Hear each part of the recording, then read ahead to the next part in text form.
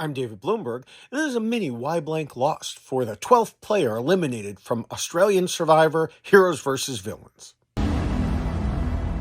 Stevie, the tribe has spoken. And so it is. Well, that was a heck of a left turn in tribal council, and it really does leave us with the question of why Stevie lost.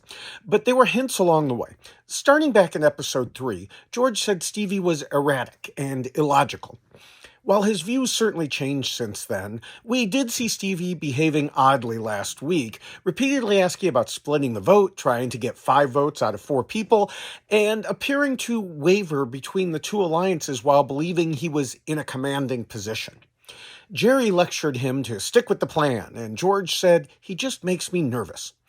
I'm sure that's been in the back of their minds since then. Meanwhile, Matt swore loyalty, and George and Jerry seemed to believe him. It does seem odd that George would vote out such an apparently loyal ally, but there are several factors at play.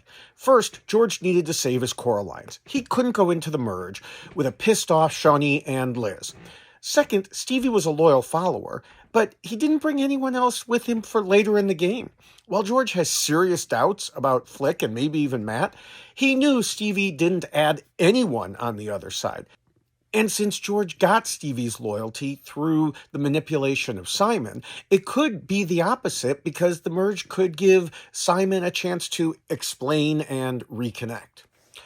George was stuck in a difficult position.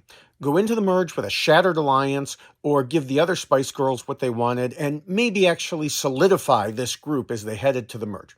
I have my doubts about whether it will hold, but George calculated it as his best option. Sometimes you have to sacrifice a pawn as part of a bigger move. And that is why Stevie lost.